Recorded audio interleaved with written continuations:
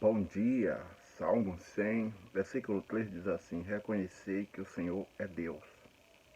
Ele nos fez e somos seu povo, rebanho do seu pastoreio. Meus amados irmãos, nosso tema de hoje é submissão. Meus queridos, tem algumas palavras que ressaltou aqui na minha mente. Primeiro, reconheceis que o Senhor é Deus. Esse reconhecer, em algumas versões, traduzido por saber. Não é intelectualidade, conhecimento a respeito de Deus. Não é somente isso. Tem a ver com experimento. Lembro-me de uma história, queridos, lá em Israel, quando os, os, o culto a Baal estava bem em evidência e todos estavam adorando a Baal. Até que o profeta Elias, ele pegou e disse assim: vamos ver quem é maior, se é Baal ou se é Deus. E aí mandou que quem descesse fogo do céu, né, seria conclamado como Deus. Naquele exato momento, os profetas de Baal estavam ali lutando, querendo de certa forma louvar o seu Deus para que ele descesse fogo. Se cortava, dançava, pulava, em nada. Quando chegou a hora do profeta Elias, o profeta Elias mandou jogar água, fez um altar com as 12 pedras para representar ali o povo de Israel, e ali fez uma oração e o fogo desceu do céu. O povo se prostrou e começou a dizer: só o Senhor é Deus, só o Senhor é Deus. Então, queridos, o que eu quero dizer com isso é se reconhecer, saber que Deus é o nosso Deus, tem a ver com experimento. E Deus, ele não foi só Deus de Israel. Ele não é um Deus tribal, ele é Deus do universo. Então ele está digamos assim, a mercê ou à disposição de quem quer que queira. Basta apenas crer em Jesus Cristo e essa pessoa vai ter, de certa forma, esse contato com Deus. Deus não é só Deus de Abraão, de Isaac e de Jacó, não. Pode ser o seu Deus se você abrir o seu coração nesse dia de hoje. Depois dessa expressão, ele diz assim: Ele nos fez. Claro que Deus criou todas as criaturas, né? Mas ele continua dizendo assim: e somos seu. Quando nós olhamos para a história, vemos claramente a história de Israel, que Deus escolheu Israel como seu povo. É verdade?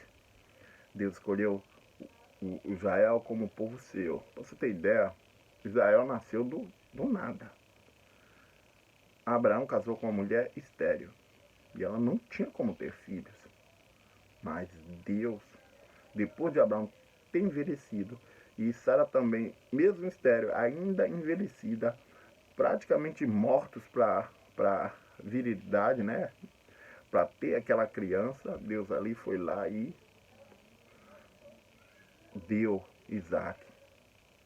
Isaac teve 2 filhos, um Isaú, que ele amava, e tinha Jacó, que é conhecido como enganador. Mas Deus foi lá e escolheu Jacó, dizendo: você é meu, o enganador. E aí Deus pegou dos filhos de Jacó, dos 12 filhos deles, criou José, enviou José ao Egito e levou depois, trouxe 70 pessoas com Jacó até o Egito, na terra de Gósen. Lá eles ficaram, cresceram, se multiplicaram. E aí o Egito ficou enraivado com aquilo. E aí tentou matar os meninos, tentou fazer, né, com que aquelas crianças viessem a óbito, jogando no rio Nilo, para poder tentar conter aquela produção, né? Porque Deus tinha o desejo de criar uma multidão de filhos para dar a Abraão, né? E aí, Deus, quando viu o povo clamou com aquele sofrimento, Deus pegou o povo e disse assim: vamos fazer o seguinte, esse povo é meu, solte esse meu povo, né? solte esse meu povo com Faraó. Faraó disse, eu não conheço nenhum Deus para que eu venha obedecê-lo. Deus pegou, matou, depois de muitas pragas, Deus pegou, matou todos os seus primogênitos, dizendo, isso Israel é meus primogênitos, meu povo que eu escolhi para meu nome ser conhecido. De Israel, meus irmãos, vem Jesus Cristo, vem o sacerdócio, vem o templo, vem Jesus, vem os reis, né? Vem Jesus, que é o que Deus estava dizendo ali. Meu filho vem daí. O filho o rei dos reis vai nascer aí, na tribo de Judá.